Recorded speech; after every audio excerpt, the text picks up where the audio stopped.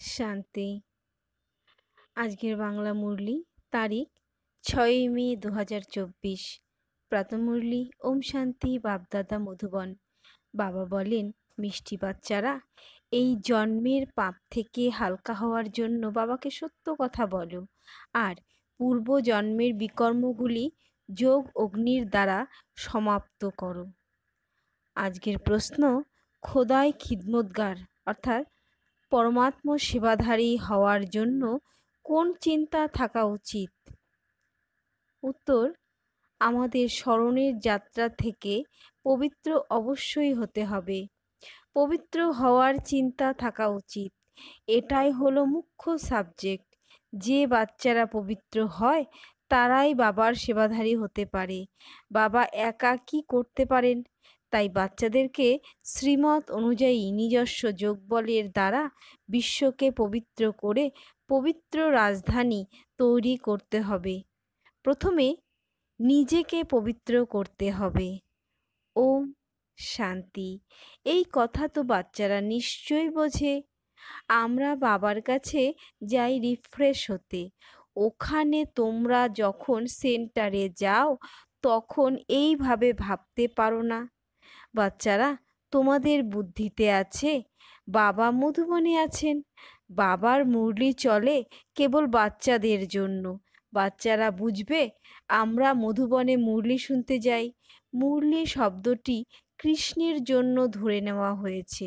মুরলি শব্দের অন্য কোনো অর্থ নেই।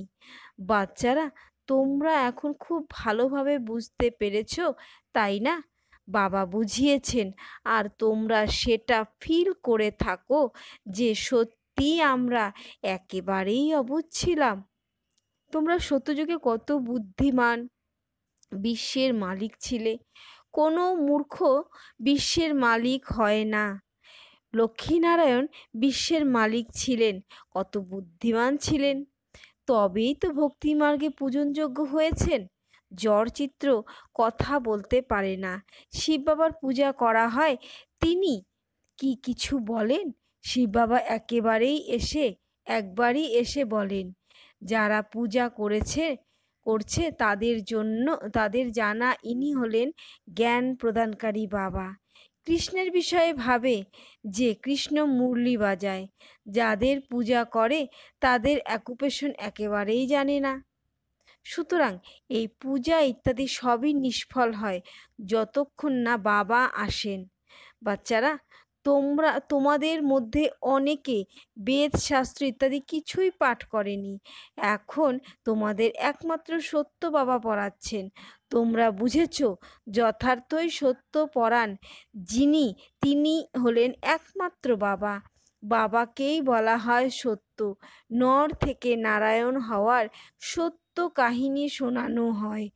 অর্থ তো ঠিকই আছে, সত্য পিতা আসেন। এখন নর থেকে নারায়ণ হতে হলে অবশ্যই সত্যযুগে স্থাপনা করবেন, তাই না? পুরনো দুনিয়া অর্থাৎ কলিযুগ, সেটা হবে নাকি? পৌরাণিক কাহিনী শোনার সময় কারো বুদ্ধিতে থাকে না যে আমরা নর থেকে নারায়ণ হব। এখন তোমাদের নর থেকে নারায়ণ হওয়ার রাজযোগ শেখানো হয়। এই কথাটিও কোনো নতুন কথা নয়।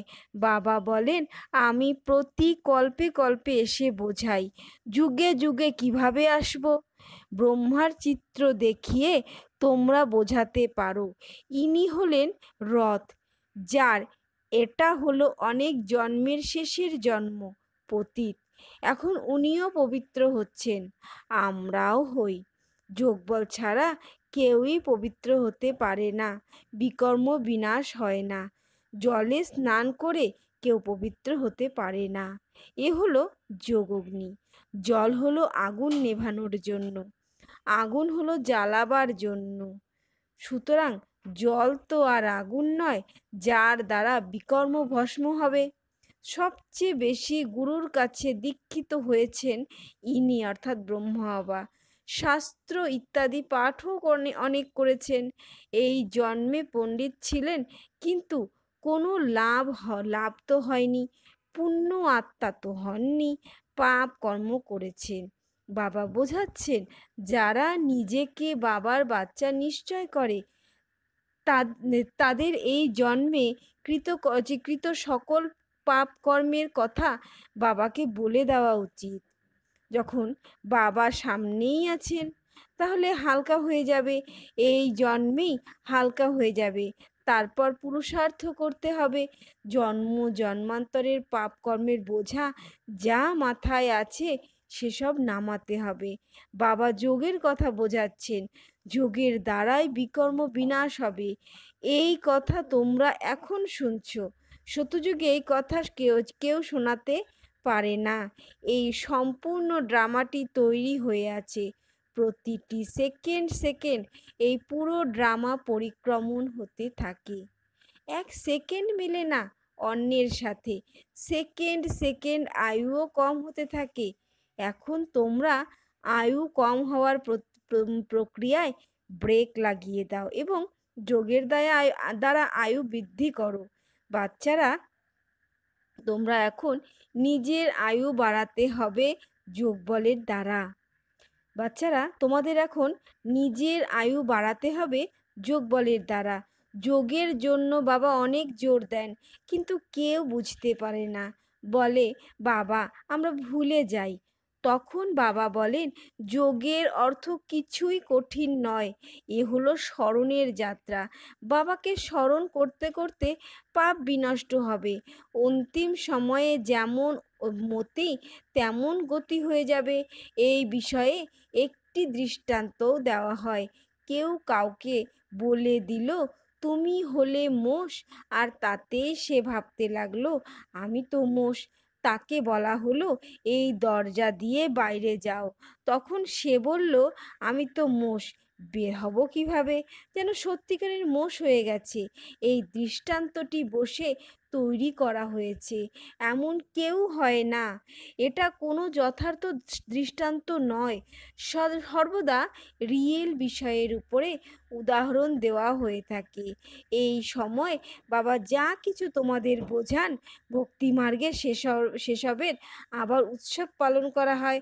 কত রকমের মেলা, আখড়া তো ইত্যাদির আয়োজন হয়। এই সময় যা কিছু হয় সব কিছুর উৎসব পালন হয়। তোমরা এখন কত স্বচ্ছ হয়ে ওঠো। মেলায় কত ময়লা লাগে, শরীরে মাটির প্রলেপ দেওয়া হয়, ভাবে এইভাবে পাপ বিনষ্ট হয়। ব্রহ্মবাবা নিজে এই সব কিছুরই অনুভব রয়েছে। নাসিকে জল খুব নোংরা হয়, সেখানে গিয়ে মাটির প্রলেপ লাগায়, ভাবে পাপ বিনাশ হয়ে যাবে। তারপরে সেই মাটি পরিষ্কার করার জন্য জল আনা হয়। কোনো মহারাজা বিদেশে গেলে সঙ্গে গঙ্গা জলের ঘটি নিয়ে যেতেন, তারপরে স্টিমার ইত্যাদিতে সেই জল পান করতেন তারা। আগে তো মোটর গাড়ি, বিমান ইত্যাদি ছিল না। 100-150 বছরে কত কি তৈরি হয়েছে। সত্যযুগের আদিকালে এই বিজ্ঞান কাজে লাগে, সেখানে মহল ইত্যাদি তৈরি করতে সময় লাগে না। এখন তোমাদের বুদ্ধি পারস বুদ্ধি হয়, তাই সব কাজ সহজে করে নেয়। যেমন এখানে মাটির ইট, সেখানে সোনার ইট থাকে। এই বিষয়ে মায়া ভানুমতির খেলাও, অর্থাৎ মায়া মছন্দের খেলা দেখানো হয়েছে। এই সব তো তারা বসে নাটক তৈরি করেছে দেখানোর জন্য। আক্ষরিক অর্থেই স্বর্গে সোনার ইট থাকে, তাকেই বলে গোল্ডেন এজ। বর্তমান সময়কে বলে আয়রন এজ। বর্তমান সময়কে স্বর্গকে তো সবাই স্মরণ করে, চিত্র ইত্যাদিও সব আছে। বলাও হয় আদি সনাতন ধর্ম, তারপরে হিন্দু ধর্ম বলে দিয়েছে। দেবতার পরিবর্তে হিন্দু বলে দিয়েছে, কারণ বিকারগ্রস্ত হয়েছে, তাই দেবতা বলবে কিভাবে? তোমরা যেখানে যাও তো এই কথাই বোঝাও, কারণ তোমরা হলে মেসেঞ্জার, পয়গম্বর অর্থাৎ বার্তাবাহক। বাবার পরিচয় সকলকে দিতে হবে, কেউ কেউ তৎক্ষণাৎ বুঝবে যে তোমরা অবশ্যই সঠিক কথা বলছো, অবশ্যই দুজন পিতা রয়েছেন। কেউ বলে দেবে পরমাত্মা তো হলেন সর্বব্যাপী।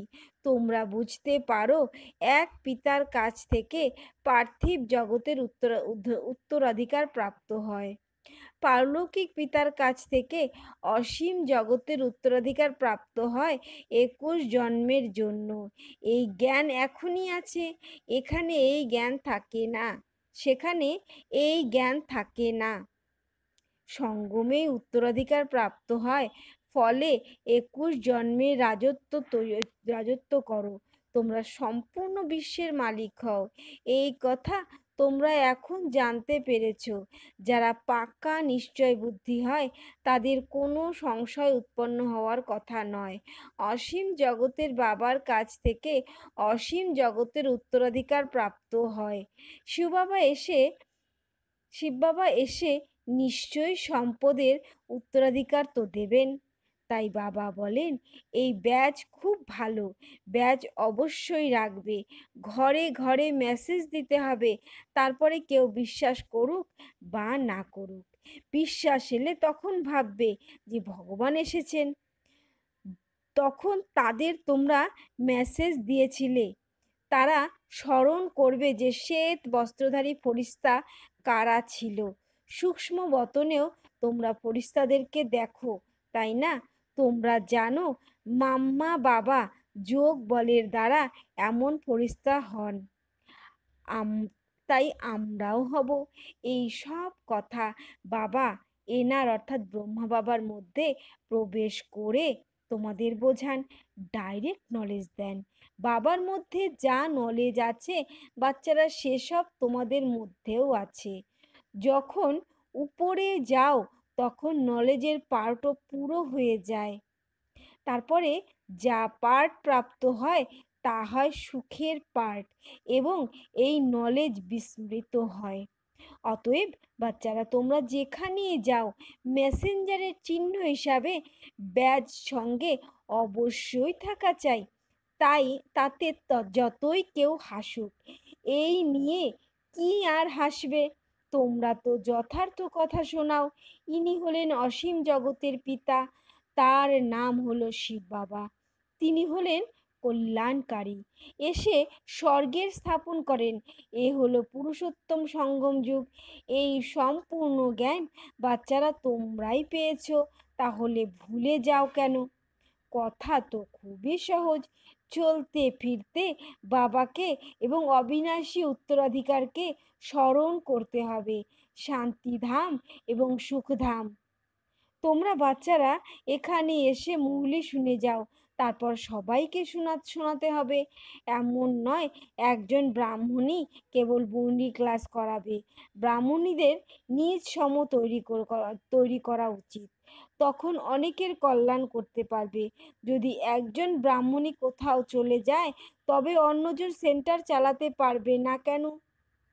ধারণা করেনি নাকি স্টুডেন্টদের পড়াবার এবং পড়াবার শখ থাকা উচিত? মূলই তো খুব সহজ, সকলেই ধারণ করে ক্লাস করাতে পারে। এখানে তো বাবা বসে আছেন। বাবা বাচ্চাদের বলেন, কোনো কথায় সংশয় থাকা উচিত নয়। একমাত্র বাবা আছেন যিনি সব জানেন। একটি মাত্র মুখ্য উদ্দেশ্য আছে, এতে কোনো প্রশ্ন ইত্যাদি জিজ্ঞাসা করার দরকার থাকে না। সকালেও বসে বাচ্চাদের স্মরণের যাত্রায় সাহায্য করি। অসীম জগতের সমস্ত বাচ্চারা স্মরণে থাকে। বাচ্চারা তোমাদের সবাইকে এই স্মরণের সাহায্যে বিশ্বকে পবিত্র করতে হবে। এই কাজেই তোমরা একটি অঙ্গুলি সম সহযোগ দিয়েছ। পবিত্র তো সম্পূর্ণ দুনিয়াকে করতে হবে, তাই না? সুতরাং বাবা সব বাচ্চাদের উপর দৃষ্টি রাখেন, সবাই যেন শান্তিধামে চলে যায়। সকলকে আকৃষ্ট করেন। বাবা তো অসীম জগতে বসবেন। আমি এসেছি সম্পূর্ণ দুনিয়াকে পবিত্র করতে। সম্পূর্ণ দুনিয়াকে কারেন্ট দিচ্ছি যাতে পবিত্র হয়। যাদের যোগবল পুরোপুরি থাকবে তারা বুঝবে বাবা এখন বসিয়ে স্মরণের যাত্রা শেখাচ্ছেন, যার দ্বারা বিশ্বে শান্তি স্থাপন হয়। বাচ্চারাও স্মরণে থেকে সাহায্য প্রাপ্ত করে। সহযোগী বাচ্চাও চায়, তাই না? খোদাই খিদমতগার আর নিশ্চয় বুদ্ধি আত্মাই স্মরণ করবে। তোমাদের প্রথম সাবজেক্টটি হলো পবিত্র হওয়া, অর্থাৎ তোমরা বাচ্চারা নিমিত্ত হও বাবার সাথে। বাবাকে আহ্বান করা হয়, হে পতিত পাবন এসো। এবারে তিনি একা কি করবেন? সেবাধারী চাই, তাই না? তোমরা জানো আমরা বিশ্বকে পবিত্র করে সম্পূর্ণ বিশ্বে রাজত্ব করব। বুদ্ধিতে যখন এমন নিশ্চয় হবে তখন নেশা বাড়বে। তোমরা বাচ্চারা জানো আমরা শ্রীমত অনুসারে নিজের যোগবল দ্বারা নিজের জন্য রাজধানী স্থাপন করছি। এই নেশা থাকা উচিত। এসব হলো আধ্যাত্মিক অর্থাৎ রুহানি কথা। বাচ্চারা বুঝতে পারে প্রতিটি কল্প বাবা এই রুহানি বল এর দ্বারা আমাদের বিশ্বের মালিক করেন। এই কথাও বোঝো যে শিব বাবা এসে স্বর্গের স্থাপনা করেন। এখন মাথায় এই স্মরণের যাত্রা করার চিন্তাই আছে। পুরুষার্থ করতে হবে। ব্যবসা ইত্যাদি করার সময়ও যেন স্মরণের যাত্রা চলতে থাকে। সদা সুস্থ করার জন্য বাবা বিশাল উপার্জনের ব্যবস্থা করেন। এই সময় সব কিছু ভুলে যেতে হবে। আমরা আত্মারা ফিরে যাচ্ছি। আত্ম অভিমানী হওয়ার প্র্যাকটিস করানো হয়। খাওয়া দাওয়া করার সময় চলতে ফিরতে কি স্মরণ করতে পারবে না? জামা কাপড় সেলাই করার সময়ও বুদ্ধিযোগ যেন বাবার স্মরণে থাকে। খুব সহজ। এই কথা তো বুঝেছ যে 84 চক্র পূর্ণ হয়েছে। এখন বাবা আমাদের অর্থাৎ আত্মাদের রাজযোগ শেখাতে এসেছেন। এই ওয়ার্ল্ড হিস্ট্রি জিওগ্রাফি রিপিট হতে থাকে। কল্প পূর্বেও এমন হয়েছিল, যা এখন আবার রিপিট হচ্ছে। এই রিপিটেশনের রহস্য বাবাই বোঝান। প্রত্যেকের ড্রামাতে পার্ট আছে, সেসব প্লে হতে থাকবে। বাচ্চাদের পরামর্শ দেওয়া হয় যে বাবাকে স্মরণ করো, তাহলে শতপ্রধান হবে। তখন এই শরীর থেকে মুক্তি পাবে। তোমাদের বুদ্ধিতে এখন এই কথাই আছে যে আমরা আত্মারা শতপ্রধান হই, কারণ ঘরে অর্থাৎ পরমধামে ফিরতে হবে। সত্যযুগে এমন বলা হবে না। সেখানে তো বলবে এক পুরনো দেহ ত্যাগ করে অন্য ধারণ করতে হবে। সেখানে তো দুঃখের কোনো কথা নেই। এখানে এটা হলো দুঃখধাম। পুরনো শরীর রয়েছে, তাই মনে করে এই শরীরকে ত্যাগ করে এখন নিজের ঘরে ফিরে যাই।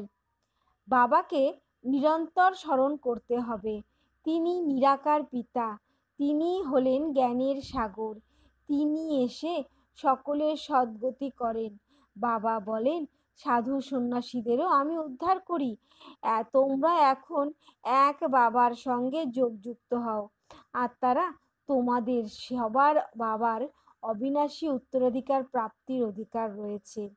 নিজেকে আত্মা নিশ্চয় করে দেহি অভিমানী হও এবং বাবাকে নিরন্তর স্মরণ করো, তাহলে পাপ বিনষ্ট হতে থাকবে।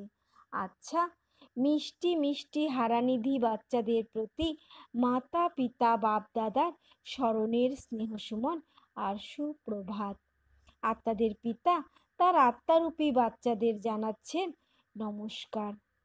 আত্মারূপী বাচ্চারা তাদের আত্মারূপী পরম পিতা পরমাত্মাকে জানাচ্ছেন নমস্কার, সুপ্রভাত। আজকের ধারণার জন্য মুখ্য সার: 1, মুরলি শুনে তারপরে সবাইকে শোনাতে হবে। নিজে পড়ার সাথে সাথে অন্যদেরকেও পড়াতে হবে। কল্যাণকারী হতে হবে। ব্যাজ হলো মেসেঞ্জারের চিহ্ন। ব্যাজ সদা লাগিয়ে রাখবে। 2, বিশ্বে শান্তি স্থাপন করার জন্য স্মরণের যাত্রায় থাকতে হবে। যেমন বাবার দৃষ্টি অসীম থাকে, সম্পূর্ণ দুনিয়াকে পবিত্র করার কারেন্ট দেন, তেমনভাবে ফলো ফাদার করে সহযোগী হতে হবে।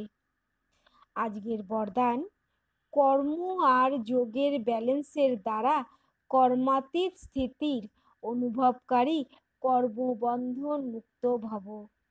কর্ম আর যোগের ব্যালেন্সের দ্বারা কর্মাতীত স্থিতির অনুভবকারী কর্মবন্ধন মুক্ত ভব। কর্মের সাথে সাথে যোগের ব্যালেন্স থাকলে প্রত্যেক কর্মে শত সফলতা প্রাপ্ত হয়। কর্মযোগী আত্মা কখনো কর্মের বন্ধনে ফেঁসে যায় না। কর্মের বন্ধন থেকে মুক্ত হওয়াকেই কর্মাতীত বলা হয়। কর্মাতীতের অর্থ এটা নয় যে কর্ম থেকে অতীত হয়ে যাওয়া, কর্ম করা থেকে বিরত থাকা নয়, কর্মের বন্ধনে ফেঁসে যাওয়া থেকে মুক্ত থাকো। এইরকম কর্মযোগী আত্মা নিজের কর্মের দ্বারা অনেকের কর্মকে শ্রেষ্ঠ বানায়। তার কাছে প্রত্যেক কর্ম মনোরঞ্জন মনে হবে, অসম্ভব বলে কিছু অনুভব হবে না।